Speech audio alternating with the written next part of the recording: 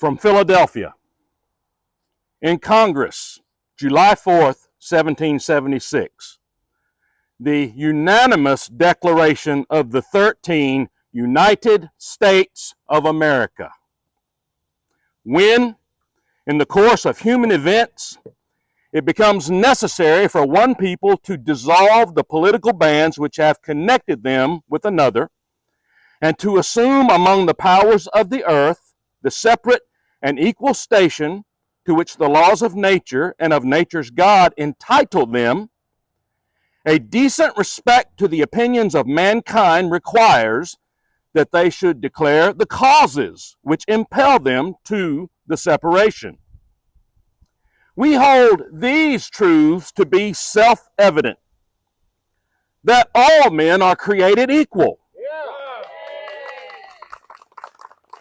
that they are endowed by their Creator with certain unalienable rights, that among these are life, liberty, and the pursuit of happiness.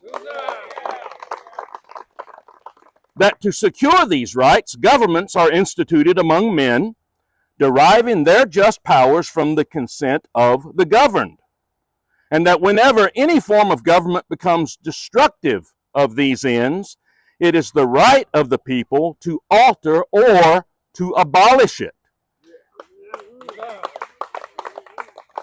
and to institute new government, laying its foundation on such principles and organizing its power in such form as to them shall seem most likely to affect their safety and happiness. Prudence indeed will dictate that governments long established should not be changed for light and transient causes, and accordingly all experience hath shown that mankind are more disposed to suffer while evils are sufferable than to right themselves by abolishing the forms to which they are accustomed. But when a long train of abuses and usurpations, pursuing invariably the same object, evinces a design to reduce them to under utter and absolute despotism, it is their right, it is their duty to throw off such government and to provide new guards for their future security. Such has been the patient sufferance of these colonies, and such is now the necessity which constrains them to alter their former systems of government. The history of this present King of Great Britain is a history of repeated injuries and usurpations, all having in direct object the establishment of an absolute tyranny over these states. To prove this, let the facts be submitted to a candid world. He has refused to assent to laws the most wholesome and necessary for the public good. He has forbidden his governors to pass laws of immediate and pressing importance unless suspended in their operation until his assent should be obtained, and when so suspended, he has utterly neglected to attend to them. He has refused to pass other laws for the accommodation of large districts of people unless those people would relinquish the right of representation in the legislature, a right inestimable to them and formidable to tyrants only. He has called together legislative bodies at places unusual, uncomfortable, and distant from the depository of their public records for the sole purpose of fatiguing them into compliance with his measures. He has dissolved representative houses repeatedly for opposing with manly firmness his invasions upon the rights of the people. He has refused for a long time after such disillusions to cause others to be elected, whereby the legislative powers, incapable of annihilation, have returned to the people at large for their exercise, the state remaining in the meantime exposed to all the dangers of invasion from without and convulsions from within. He has endeavored to prevent the population of these states, for that purpose obstructing the laws for the naturalization of foreigners and refusing to pass others to encourage their migrations hither, and raising the conditions for the new appropriation of lands. He has obstructed the administration of justice by refusing his assent to laws for the establishing of judiciary powers. He has made judges dependent upon his will alone for the tenures of their offices and for the amount and payment of their salaries. He has erected a multitude of new offices and sent hither swarms of officers to harass our people and eat out their substance. He has kept among us, in times of peace, standing armies without the consent of our legislatures. He's affected to render the military independent of and superior to the civil powers. He has combined with others to subject us to a jurisdiction foreign to our Constitution and unacknowledged by our laws, giving his assent to their acts of pretended legislation. For quartering large bodies of armed troops among us, for protecting them by mock trial from punishment for any murders which they should commit upon the inhabitants of these states. He's a scoundrel. For cutting off our trade with all parts of the world, for imposing taxes upon us without our consent, for depriving us in many cases of the benefits of trial by jury, for transporting us beyond the seas to be tried for pretended offenses, for abolishing the free system of English laws in a neighboring province, establishing therein an arbitrary government, and enlarging its boundaries so as to render it at once an example and fit instrument for introducing the same absolute rule into these colonies, for taking away our charters, abolishing our most valuable laws, and altering fundamentally the forms of our governments, for suspending our own legislatures and declaring themselves invested with power to legislate for us in all cases whatsoever.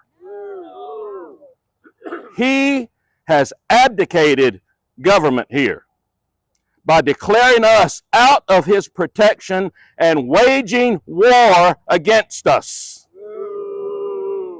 He has plundered our seas, ravaged our coasts, burnt our towns, and destroyed the lives of our people.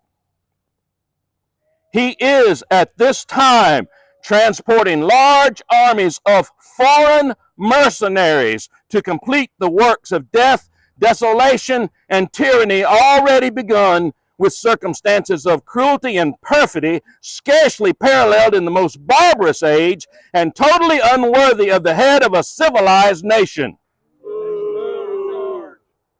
He has constrained our fellow citizens taken captive on the high seas to bear arms against their country, to become the executioners of their friends and brethren, or to fall themselves by their hands. He has excited domestic insurrections amongst us and has endeavored to bring on the inhabitants of our frontiers the merciless Indians, whose known rule of warfare is an undistinguished destruction of all ages, sexes, and conditions. In every stage of these oppressions, we have petitioned for redress in the most humble terms. Our petitions have been answered only by repeated injury. A prince whose character is thus marked by every act which may define a tyrant is unfit to be the ruler of a free people. Nor have we been wanting in attentions to our British brethren. We have warned them from time to time of attempts by their legislature to extend an unwarrantable jurisdiction over us, We have reminded them of the circumstances of our immigration and settlement here. We have appealed to their native justice and magnanimity, and we have conjured them by the ties of our common kindred to disavow these usurpations, which would inevitably interrupt our connections and our correspondence. They, too, have been deaf to the voice of justice and of consanguinity. We must therefore acquiesce in the necessity which denounces our separation and hold them as we hold the rest of mankind, enemies in war and in peace, friends. We, therefore, the representatives of the United States of America, in General Congress assembled, appealing to the Supreme Judge of the world for the rectitude of our intentions, do, in the name and by the authority of the good people of these colonies, solemnly publish and declare that these colonies are, and of right ought to be, free and independent states. That they are absolved from all allegiance to the British Crown. And that all political connection between them and the state of Great Britain is and ought to be totally dissolved. And that as free and independent states, they have the full power to levy war, conclude peace, contract alliances, establish commerce, and do all other acts and things which independent states may of right do. And for the support of this declaration, with a firm reliance on the protection of divine providence, we mutually pledge to each other our lives, our fortunes, and our sacred honor.